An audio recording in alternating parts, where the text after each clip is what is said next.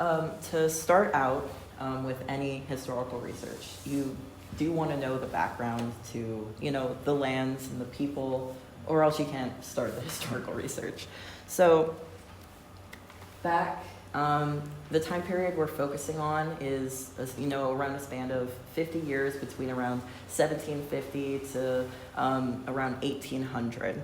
And so before even that time period, the colonization of New Hampshire is focused immensely on, what we would attribute to be, defining aspects of New Hampshire, such as the wilderness, fur trapping, timber. There's a lot of mills that are built around the area. And I've shown a map here from 1784 of the separation of the towns. As you can see, Brentwood is separated into something called Poplin. I don't know why it's spelled Poland there, but it's an old map. So when you have all of these big swaths of land, they start kind of changing, and it kind of gets hard to focus on. It kind of gets hard to track down certain aspects of history when the town names change so much. But the main thing I wanted to focus on for this aspect of the slide is that there's a lot of undeveloped land, and that amount of undeveloped land is what attracts people to come to New Hampshire. This project, the part that I focused on, is slavery within the Northeast. I find that a lot of people know that slavery did exist in the Northeast, but there's typically an immediate assumption that it wasn't as bad as in the South. There's no quantifying the severity of slavery. Slavery is slavery, but slavery within the North looked a lot different than it did in the South, especially in regards to population and the spread of those populations and the jobs, such as enslaved labor focusing mostly on domestic work and skilled crafts, especially within port areas. As we can see, there's the Black Heritage Trail. They focus in Portsmouth, New Hampshire, for a very good reason, because there's so much Black history within Portsmouth and a lot of other port towns in the Northeast. But I do want to stress that the smaller populations in the Northeast are not attributed to an abolitionist sentiment. You kind of get those ideas the closer you get to the Civil War. But it's just that there was a smaller population due to jobs being more specialized, as well as there being less agricultural slavery up here.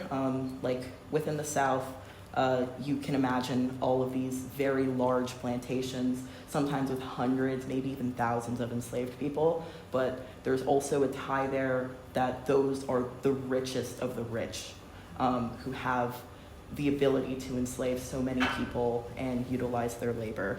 In the North, it's focused mostly on trades and crafts, and typically a lot of people would not move too far from those port cities.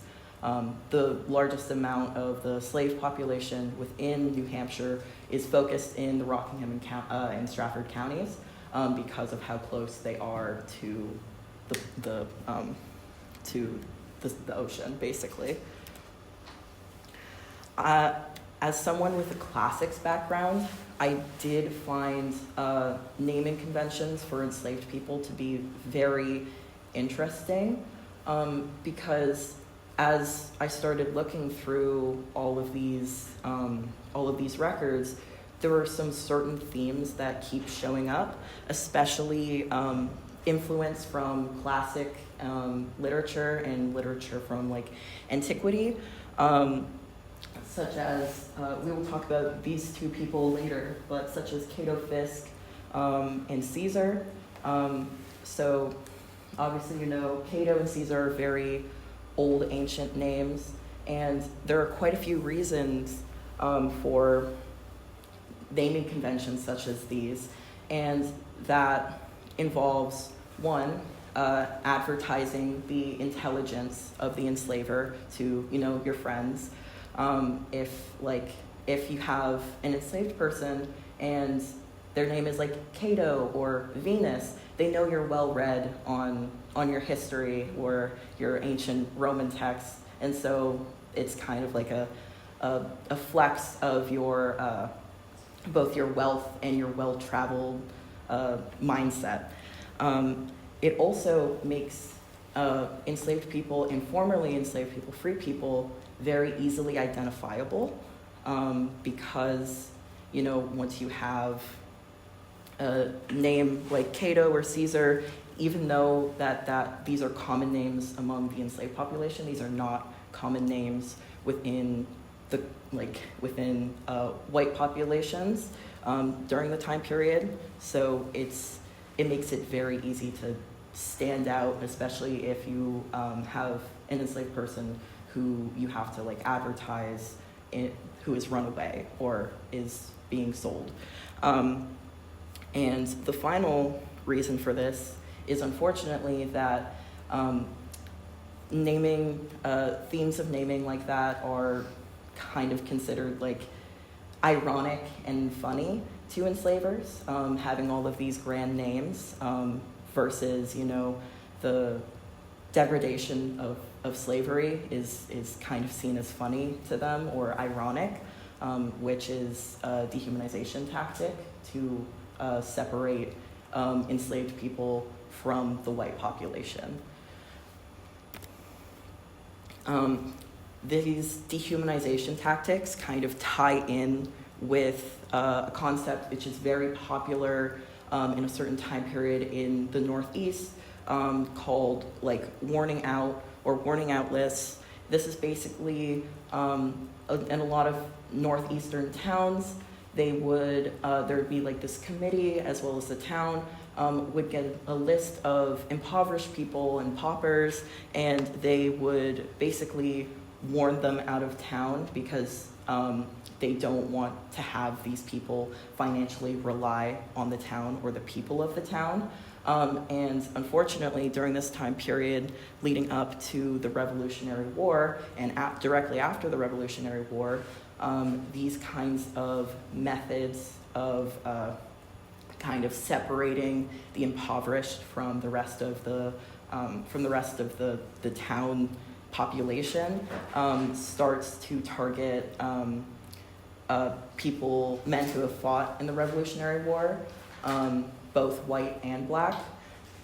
But this severely affects black soldiers and black people far more than white soldiers, because to be able to fight in the Revolutionary War, you have to be able to be free. And once you have your freedom, you are financially responsible for yourself. And so if you're financially responsible for yourself, you don't typically have the means to be able to, you know, fall back onto like wealth, which could have come from like a white family, or, you know, the privilege of being white. So it's definitely kind of tied into the distribution of wealth and land, mostly through white families. And this kind of passing on of land through wealth and previously white ownerships ties in with some of the land and legacy of a lot of land trusts throughout the country. SELT stewards, the reason why SELT wanted to do this project was to try to find the history of the lands, and some of the lands that we've been researching have been tied to incredibly rich white families who engaged in slavery, and like the wealth ties in with the slavery aspect, because only really, especially in New England, only higher like income people would be able to afford slaves, but this kind of stewardship issue of like, how do we, both conserve the history of the land and, come to face the ways in which the land came to us, is something that we wanted to talk more about. Like, I know Zoe talks about at the beginning of this, the land, the history of the land with the indigenous populations here. And this is another aspect of trying to conserve the land through history, and come to terms with the fact that a lot of this land did come from the exploitation of marginalized groups. And this brings us into how historical research was conducted on this project. I know a lot of the volunteers were, reading books and searching through deeds, and was immensely helpful for me to get started. But one of the main questions that I was asked when I was explaining this project to other people was, can't you just look at the federal census? No, you can't just look at the federal census for these kinds of things, especially in the period before the start of the 19th century, for quite a few reasons. Directly after the Revolutionary War in the 1780s and 1790s, there was a stark decline of enslaved populations in the Northeast. But this is kind of strange when put into comparison to the amount of people who are reported in the 1790 census as free non-white, because this changes almost over a few years, and it seems a little strange to have this seemingly change in a very short amount of time. But so these records, while there's no concrete evidence that they were falsified, it's kind of a concerning trend, and there could be reasons for this either falsification or this kind of difference in populations past the 1790 census. After the Revolutionary War, the idea of slavery is starting to be seen as hypocritical to the idea of America itself. We all know the idea of life, liberty, and the pursuit of happiness. And you can't really have those things if you're enslaved. It goes against the founding of America. But a lot of reasons for this potential falsification of reporting enslaved people as non-enslaved and living with people comes from a few reasons, such as discomfort with enslaving veterans. It's seen as kind of not patriotic, and the hypocrisy of denying freedom to people who have fought for your freedom, especially when the Revolutionary War was fought over lack of representation and a lot of other factors. And the enslavers who, if you have someone who's coming to your door about the census and they ask you, hey, do you have any enslaved people in this house? You're going to be less likely to say yes, because all of your neighbors will know that and be why, it starts becoming a little more taboo, because it's seen as why are these men fighting for us and then immediately going back to slavery? So it's you're going to probably report it differently than if the Revolutionary War had not just happened. And to back up this point, here's a 1795 criticism of specifically the 1790 census. And it says, "They might indeed be free, but to our disgrace, they are and ought to be considered slaves. till the government shall take effectual measures as their guardians to see that they are in fact free.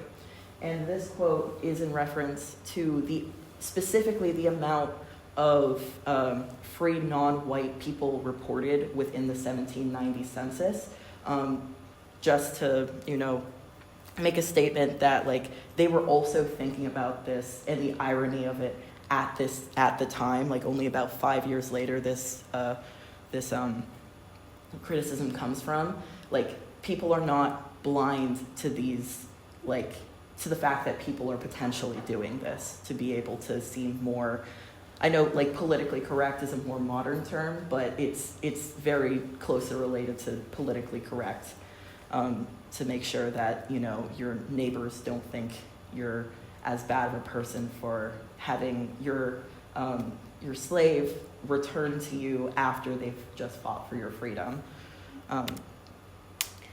And this ties in with how we conducted the research, because you can't, like I said, you can't just look in the census and be like, oh yeah, that's true, because there's more nuance within the census as we've gone over. You can't inherently believe everything that is reported by the government at this time period, because people could be falsely reporting to make themselves seem better. But things that typically don't lie are things that are aligned with money, because people really do want their sales and their monetary value to be as accurate as possible. And I know that sounds kind of depressing in context, but these are much more accurate to get actual records than potentially falsified documents, because you would want to have the monetary amount correct. So we searched through wills, and we searched through runaway slave ads and ads for people who were being sold, as well as the passing down to find these properties. The historical records for the deeds were also gone through, and going through the deed records allowed us to track down people so we could search through their wills. And a lot of the evidence for enslavement we found through wills, because of the deeds attached to the properties which SELT conserves. And you might be asking, what did SELT find? For Piscasset Greenway, we focus mostly on the Lyford family, because there's SELT's property has about 100 acres. Is it 100 acres of that might just be in the will, but there's about 100 acres which was granted to Stephen Lyford. I'm talking about the son of Stephen Lyford. We'll get into that. But in Stephen Lyford, I'm just going to say Stephen Lyford the first will, there is mention of 3 enslaved people named Sil, Phil, and Nance, or Nancy. That name is kind of used interchangeably. Stephen the first, their name, he mentions that he gave these people to Sil to his wife, and he had already given Phil to his son Biley, but we'll be getting into that. Nance kind of disappears from the record as well past here. And this is, maps of the Piscasset Greenway land. For the second part of this Piscasset Greenway, Biley, Stephen II's brother, as I said, was given 2 named enslaved people. He was supposed to receive Sil after his mother Sarah's death, but he already had Phil living with him. Like I said, Nance kind of disappears from the record past this point. But in Biley's will, about a decade or so later, It's mentioned that he has 2 enslaved people, which neither of them are named, but that if they so choose, they could be, they could pick to choose if they want to live with his children or become free. That's not really clarified on past that, as we kind of lose records of them as well. But interestingly, the Brentwood Congregational Church has records of the amount of enslaved people in Brentwood at the time, which is where Biley was living. And as I said, Biley died around 1792, and there's strangely a report of only 1 enslaved person in Brentwood at this time, which is a little weird because Biley writes that there are 2 enslaved people, which he is passing down to his children if they choose to serve his children. But that is kind of a mystery that I don't know can be unfolded, but that's what I would really want to focus on if I could continue on this project, just where that person went. The second evidence for enslavement we have is around the Kimball Reserve, which a lot of this land was surrounded by properties owned by the Dudley family. Specifically, the exciting part of this part of the project is that we have, thanks to the Brentwood Historical Society, we have the exact address in which an enslaved person did live, a 13-year-old boy named Caesar. We also have his bill of sale between John Dudley and the man who was selling Caesar. This sale happened in Exeter. And one of the most interesting parts of Caesar existing and us having his name is that in this house, Caesar's belongings, like up until around 1967, were still in a smaller room within the house. So that's quite a bit of time. That's over 200 years, and it's really interesting to know that not only do we have evidence of Caesar living specifically in this house, like right on the land which used to be owned by this one family, because the way land distribution would work is that you typically have a lot of land owned by one family, and then they would, their children would move across the street from them, and it would just be this one really big thing. But Caesar's belongings still being there kind of shows that this history, while it might have been forgotten for a while, that we do have a lot more information than we originally thought we did. We have his name. Brentwood Historical Society has evidence of someone having his belongings, and they have his proof of sale, and we know that he lived on this property, we know his age, and we know his description. So it kind of was a big breakthrough in realizing that we not only have names of people as described in the Lyford wills, but we have descriptions of people, we have the exact location in which they lived, and the house is still there. So, and this brings me to, upon this really exciting discovery, why we chose this scope of the project. I was hired in around January, so I've had about 5 months to work on this project with SELT. I've loved everything, but I chose to focus on free and enslaved Black perspectives within New England and New Hampshire because SELT, there was this combination of wanting to focus both on Indigenous and Black history within the volunteer group, but I could only pick one and to be able to both narrow the scope of the time period, as well as, since we already had actual wills and proof of sales for people, I just felt as if it would be a better lead to originally chase, as it does narrow the time period.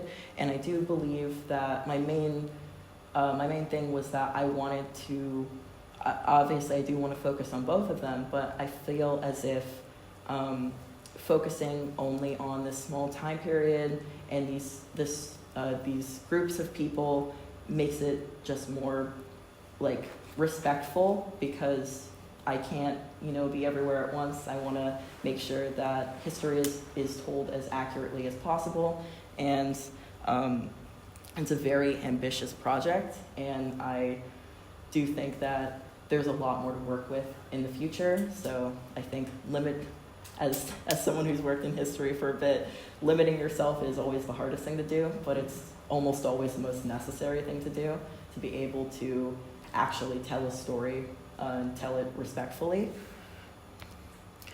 For the future of this project, I do think that working with smaller historical societies, such as Brentwood Historical Society, could be incredibly helpful, because they're typically more specialized within the areas that you are trying to figure out more about. And I do think that looking more into, if SELT were to continue the free and enslaved Black history in New Hampshire, I do think that looking through Revolutionary War stuff would be very helpful, as there's a lot of information we can find about Black communities living in the area through the amount of people who enlisted within the 2nd Regiment during the Revolutionary War. And that regiment was taken almost exclusively from Stratford County and Rockingham County. So there's just a large if there were to be a large concentration of Black history anywhere in New Hampshire, especially during periods of enslavement, it would be within these 2 counties. And I do hope that the continuation of this project focuses more on Indigenous history. I just couldn't get to it with the amount of time I had, but I do think that if I were to contribute anything to this project, I hope that it would make it more clear the role of slavery within the Northeast. I also feel passionately that you can, do this research at home as well. You can go online and look through the Rockingham County Registry of Deeds for free and find the history of your own properties. And that's a really fun rabbit hole to go down. I do think that SELT's involvement with me in this project has kind of made me appreciate both the physical land conservation aspect of history. So I do think that those 2 things go tightly in together, and that you can't have a full conservation of the land without wanting to know the people who took care of it before you. And I do think that more projects like this are necessary to talk about difficult topics which people don't necessarily want to talk about, but they're incredibly important, like slavery and how it affects systemic racism in this country now. Because even though slavery is over, these issues don't really go away, especially if they're very rooted in stuff like the economy and other aspects of American culture. Here's a fun little story that I enjoyed when I was researching about this project. I mentioned Cato Fisk at the start. He was a formerly enslaved man from Epping, New Hampshire. And as I was searching through Brentwood and their history, there is a reverend named Reverend Nathaniel Trask, and he is the founding reverend of the Brentwood's Congregational Church. And there's this really nice story about when Cato's wife, after his death, is trying to get money from his war pension, that the testimony of a Miss Sarah West, who was friends with her, mentions how close the Trask family and she was with both Elsa, who is Cato's wife, and Cato. And I just think that it's little stories like this which make me like relate the fact that there was a sense of community back then as well, even in times of slavery, because she does mention how Nathaniel Trask, his son Jonathan, was like how Reverend Trask not only ordained the wedding, but his son Jonathan was invited by Cato personally to attend the wedding. So it's kind of this like community-based and like just really nice story about how, you know, outside of slavery and racism, how people interacted with each other. So I just think it's a really nice story. And I just really want to thank the Brentwood Historical Society. I've been there so many times now, and their archives are incredibly immense. They have this whole thing where there was a woman who I think was the treasurer of the church, where she has so many diaries which go through not only the history of Brentwood, but like the daily happenings in Brentwood. So it's just like a whole, like, you can find a certain day and know exactly what the town news was in Brentwood at the time. And they really care about their history. So I do recommend, if you have the time, going there. I think they're only open for like the first of every Saturday or something at the start of every month. So I would go there if you can.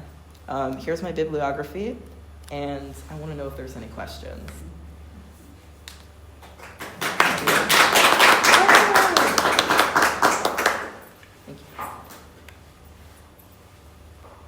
Was there any information on what roles the slaves played, the ones with people you identified? For it, there are gendered roles, but there's no specific description of what their roles would be. Same thing with Caesar. There's no really description of what his role would be. But in the Northeast, typically women were associated with more domestic servitude, like taking care of the house and, you know, just working with like the woman of the house. So that's probably why Stephen Lyford gave Syl, who was a female slave, to his wife. But otherwise than that, there's not really any specific titles within the wills of what their labor was. And then anything on burials?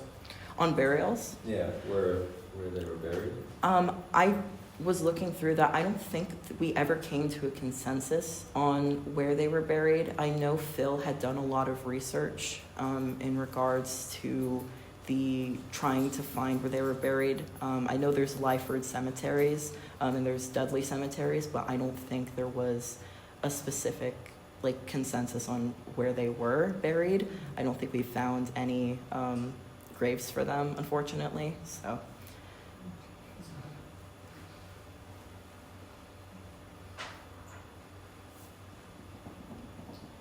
It's amazing with what you've done with the work that many of the volunteers did to pull together and to start to tell the story, giving it a picture. It's really great. Thank you. I could not have done this without the volunteers. I looked through all of like the agendas and stuff, and I was like, oh my gosh, how am I gonna stitch this all together? But you guys did a really good job with giving me like because you've been here since the beginning, and you did a really good job in like pushing me to like try to be up to speed. So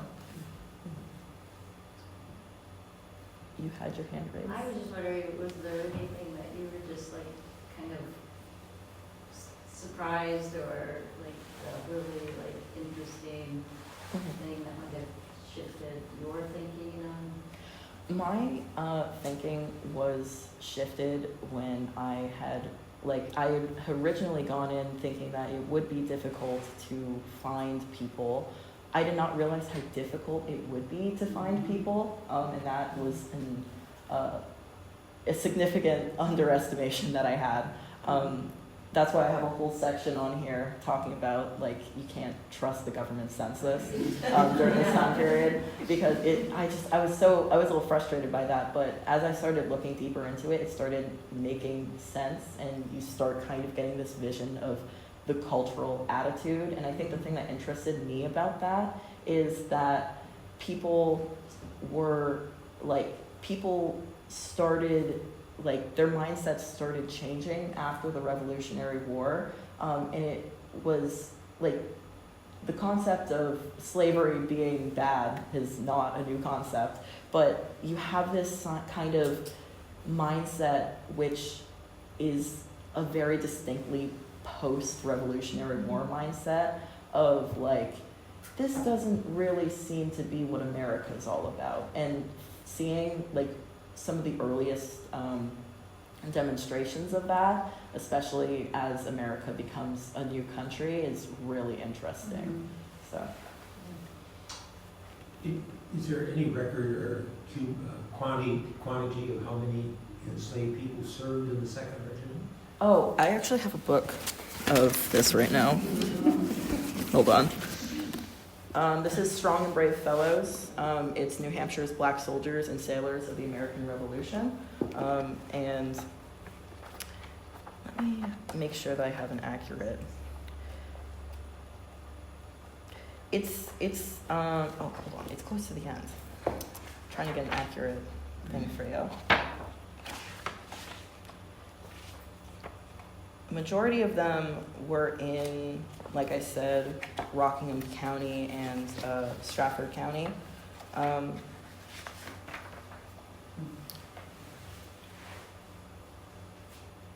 Yeah, and so in the breakdowns of the regiments of black soldiers who served in New Hampshire, in total, it's 141 people from this book.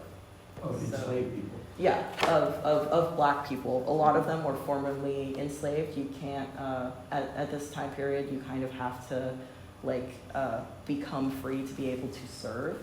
And that's why you have people who become impoverished after, and you have people who return to slavery, but they are reported as free non-white people, because you have to have this kind of you have to be free to be able to serve, or else you're not, it doesn't make sense. It's also part of the reason why on both sides of the war, especially for the British side, you do have a lot of enslaved people who are offered freedom if they join the British. So it's kind of like this is all free people who are listed, but a lot of them were formerly enslaved. So.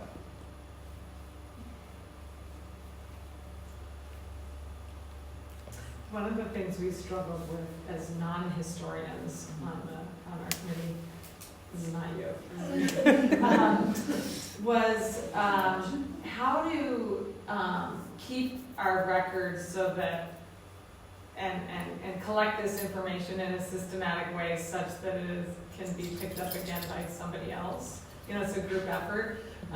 Do you have tips for, were you able to help wrangle that a little bit? And is that something you might be able to share at some time with the DEI group or Zoe about? Yeah, no. Yeah.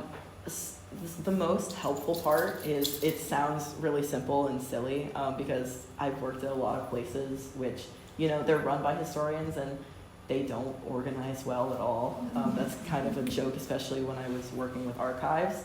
But the best way to be able to kind of get people to jump off is, one, like have an idea of an answer, of an answer you're trying to get. Like you have to have an original question, you know, a hypothesis, a thesis, you know, but having, like, citing where you have got, like, what books you've gotten your previous information from is the most essential thing. Like, I know for a lot of the work that I got from the volunteers, when I saw that people were citing their stuff, I was like, oh my gosh, I'm so grateful. Because it is a nightmare to try to track down specific quotes, especially when those have been quoted so many times. So it's really good to know also the addition of books, because especially with older books, I know when I worked with classics, like some of the books from the 1950s, they had to be edited in their most recent editions because they have slurs in them, in not correct ways of referring to people. So it's good to know the exact edition of the book, and it's good to know, like, just the citation. Having a good bibliography is always fun. Yeah. Thank you. Just follow up to Don's question. So folks, if people fighting for that regiment were free, would they come back and then get enslaved? Because you were saying that people were worried about having slaves who fought in the war, so they were free and then became enslaved post-war? Yeah, they were reported as free, but the issue is that you have people who are, you know, they get their freedom just before the war so that they can fight, but then you have people who kind of return to living in the exact same place in which they had been previously enslaved. And that's where kind of the records get murky, because then you have people being reported as like free non-white, but typically they're treated as, you know, kind of an extension of slavery, like an indentured servant. So it's like a lot of, it's similar to how after, you know, the Emancipation Proclamation, like how, especially in the South, a lot of Black people kept working as indentured servants, even though it was just an extension of slavery. It's just, you know, deemed more like socially presentable at the time. So we don't know for sure the amount of people who were actually free versus the amount of people who were actually enslaved. It's just that reporting people as free, even if they're returning back to their original places of enslavement, that becomes really common. And there's this kind of like stark decrease in reported enslaved people versus free people. So it could be very well likely that they went back and were enslaved, but just not reported as such. You can imagine their families and their children and their wives are still with that family. Mm-hmm. So even if the husband was off fighting the war, they're likely going to come back for their family. But then the legality of that, then be, you know, like one person's free and one, that's interesting. It's a nightmare. It's trying to mesh. Yeah. That's interesting. Trying. Kind of like the current day prison system, like when people get out of prison and they don't have the resources, or they don't, you know, they don't have anywhere to go, so they fall right back into the same ways that they worked. Yeah, and that's exactly why I had that section on warning out lists, because a lot of people after the war, even white people, fell into poverty because war is a time of, it typically has economic crisis to go with it, because you have to ration, you have to fund different things, and you know, if for people who know the Revolutionary War history, money is like very confusing and crazy at the time, especially when you get to like what was happening with the revolutionary side, but yeah, so it's really hard after like a large crisis like a war to be able to get back on your feet. And it's even harder when you do have this new financial responsibility of being free. So commonly people are not like,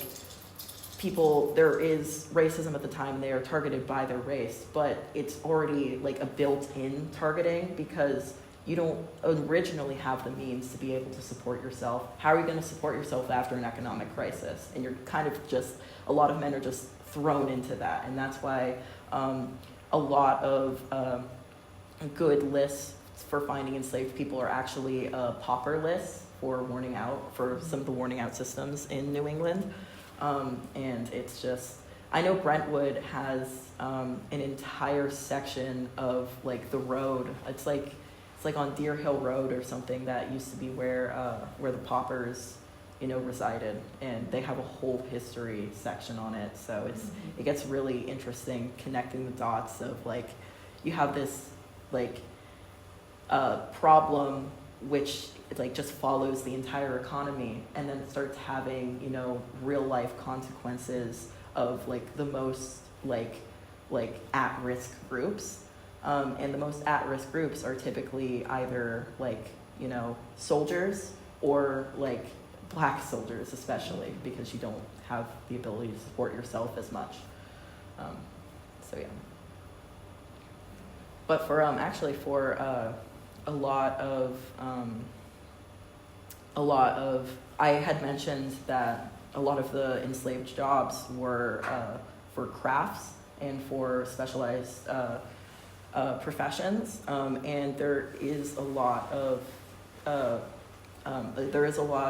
stories of enslaved people like working so well for basically free that they started replacing like white artisans and whitesmiths and different kind of like different craftspeople. So that also affects the economy of trying to make a living, and you have this kind of free labor versus free force labor versus people trying to get their lives back together. So it's kind of like a domino effect as well. We tend to think of the three populations. There's the Northern European white, and there's the black slave, and there's the Native Americans. In your reading, did you find anything in the boundary between the particularly using perhaps the Native Americans in some role as servants? Did you? Yes. Did you find some of that? Yes, there are. That's why it's specifically the title is free non-white, because indigenous people were utilized in slavery as well, and that indentured servitude. This book specifically is a really good like kind of progression through that post-war, but there is just a lot of descriptions of like both indigenous people being reported similarly as formerly enslaved Black people as like free non-white when they're really indentured servants or slaves. So there is there's less evidence for that, but I think that's because I was focusing more on the Black historical perspective, but there is significant evidence for the same consequences for reporting people as free non-white for both indigenous and Black people. So. On the Kimball Preserve, that's a small property, which was part of a much larger property at one time. So was the house it was Caesar that was he was living in? Is it in Brentwood then, or was? I think it's in Brentwood. I do think it's in Brentwood. I went over there. It's up on Pickpocket Road. Yeah. In Brentwood? Yeah, it's up on Pickpocket Road. It's 230 Pickpocket Road. So it's I can try to look up a map, but it's like down there. So and Kimball Reserve is like directly behind it. So Emily and I looked, and it's a mile and a half of Yeah. the bird flies, right? yeah. Didn't we look about-ish, 1.6? Pickpocket Road. Dwayne, don't you know every house and road? Yeah. I don't know 230. Yes, it is in Brentwood, and it is right where the Dudley Brook crosses. Yeah. Okay. And that's why it's also a really good location for the Dudleys to have settled, because they did have mills there. So they were utilizing the tributaries for the river. So.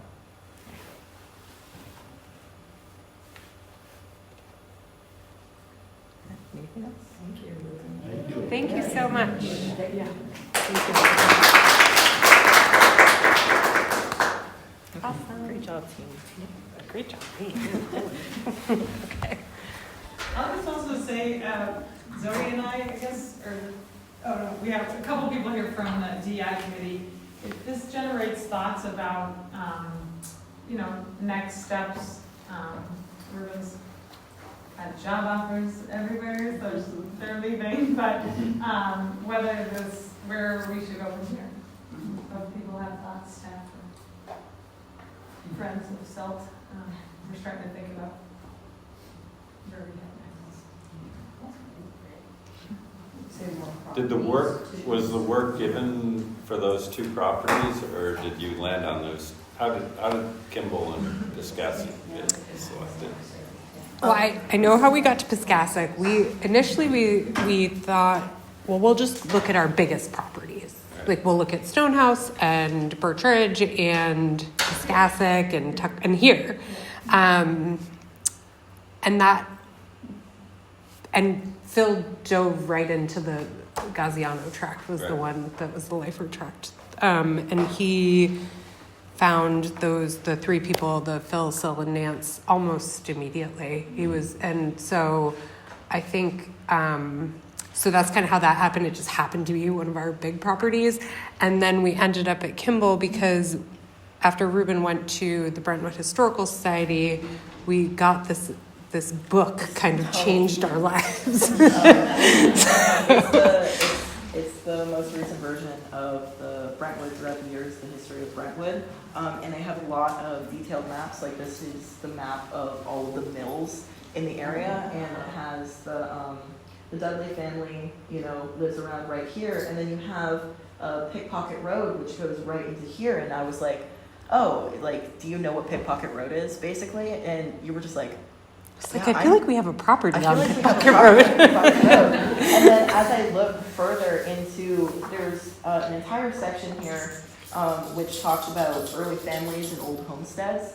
And there's an entire section on the Dudley family.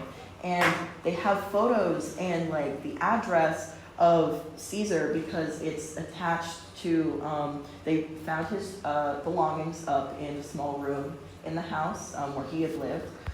And they found on his bill of sale, the people who he was living with, and they have his address, and we both kind of cross-trace the address, and it was shockingly close. And since with the way that inheritance and very wealthy families within this time period work, they just own the entire land around it, basically. So it's having an actual address that we can attach an enslaved person to was oh my gosh, we actually have evidence that this person was here, instead of, well, the Lyford family does have substantial evidence. It's more described, it's different because SELT has the properties of Biley's brother rather than Biley Lyford, who actually had enslaved people. So it's kind of more murky, and we don't even have the names of the people. We can guess that it's probably Sil and Phil, because, like I said, they were packed. Both Phil was already with him, and after his mother's death, presumably, he got Sil.